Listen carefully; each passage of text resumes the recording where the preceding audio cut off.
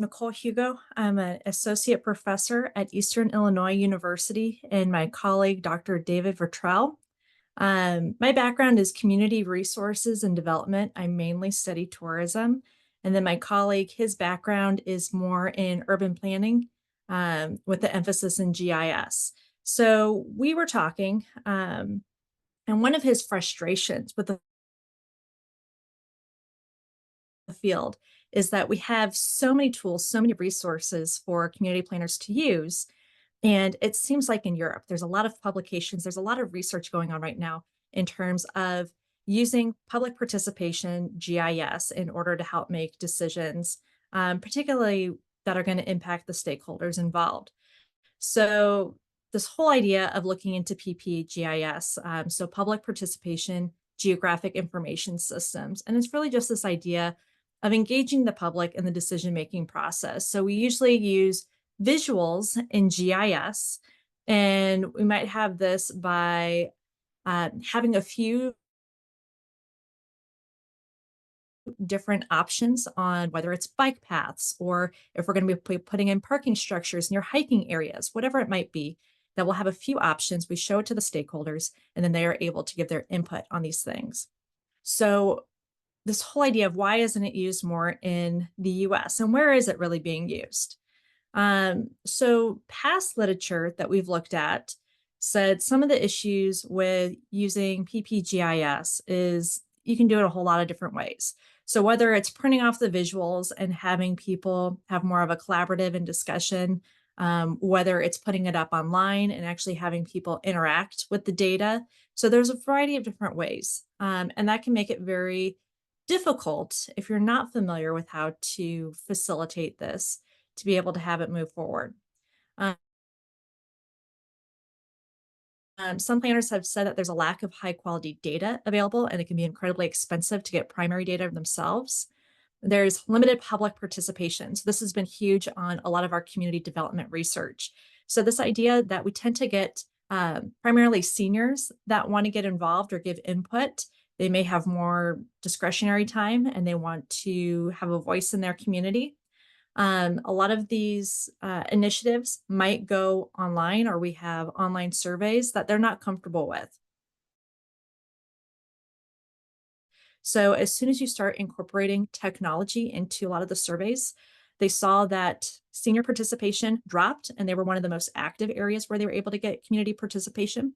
And then also the amount of data, the quality of data, the quality of input that you got from participants drastically decreased as well.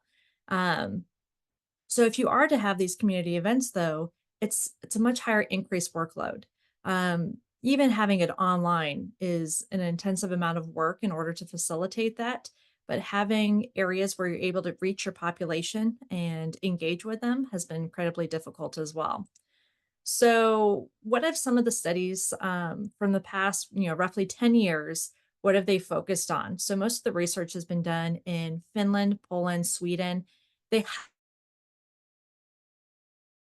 have a lot of government support for Ppgis. And so this whole idea that they have funding in order to back them has really helped.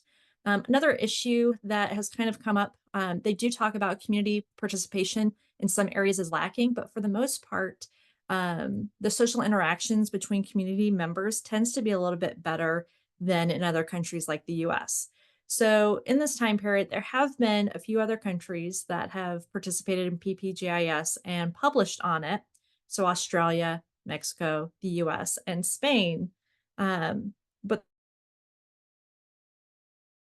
the reason that we decided to focus on the US was that we do have quite a lot of tools available. So is this more of just an awareness issue?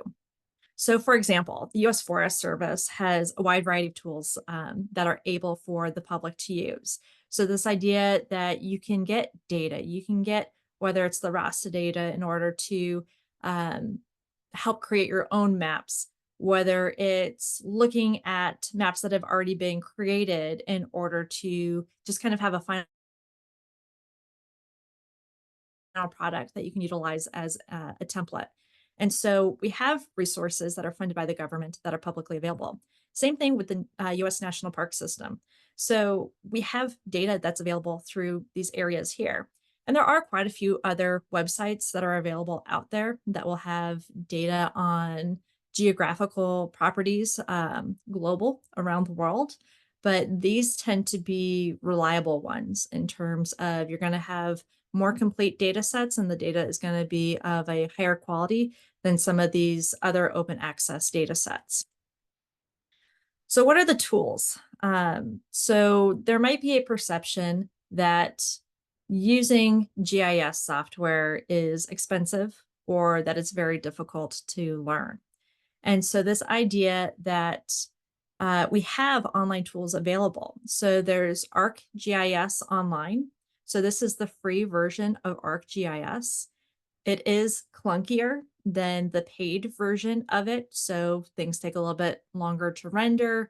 You might have a little bit more time that you have to spend on these because it is just a little bit slower and harder to utilize.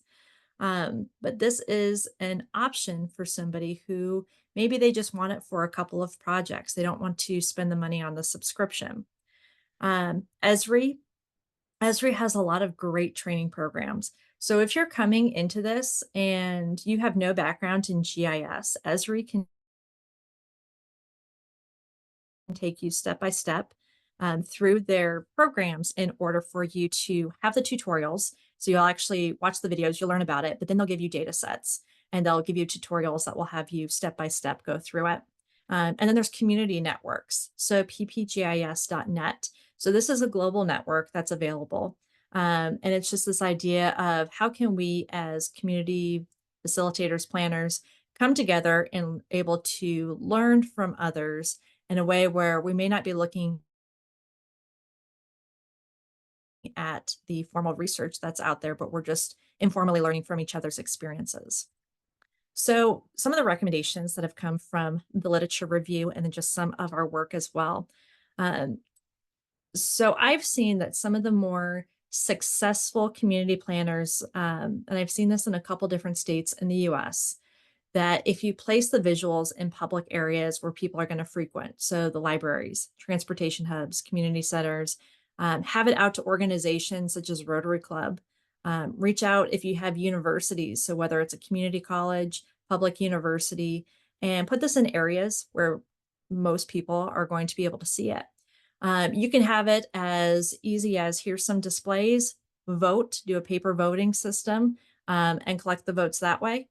I've seen it where they have organized meeting times at some of these places so that they've put out information that they're going to be having facilitators available to be able to talk. So whether this is, again, going to a university, going to a library, and having more of a either roundtable discussion or open it to small groups and get more of that in-depth feedback, and then having the voting for options that might be available. Having a better understanding of the limitations of our participants, particularly when it comes to technology. So if you do have technology available, going to these areas and actually interacting with the participants with them, because a lot of times we have these groups that want to engage, but their struggle is just that they're not capable of getting over the whether it's the software or they don't maybe even have access to the hardware. So having access to high quality Wi-Fi or having even a tablet or computer that they utilize at home. And then using community meetings to announce the studies and display the results. So a lot of times, one of the issues that community members have said was, I didn't get a chance to have my voice. I wasn't aware about this. And so if you can at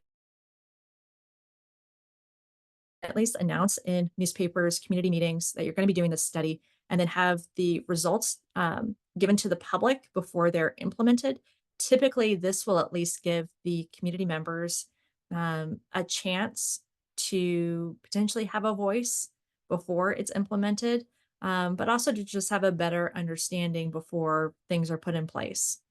And then just that overall understanding that GIS does not need to have advanced skills developed over years. So I'm a graduate coordinator. A lot of my students go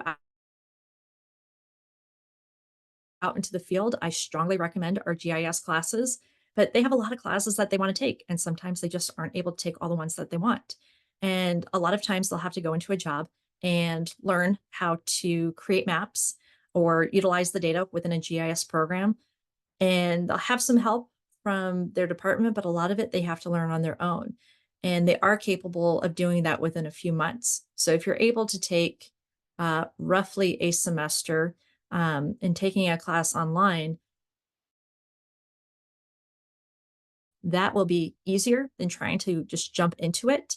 But it is something that you can learn on the job, and that you don't need years of experience in order to be able to develop at least basic maps for people to be able to use for PPGIS. So that's just kind of an overview of the research that we've been going through and how we've been trying to get some more of our community members to implement PPGIS in their planning process. So thank you.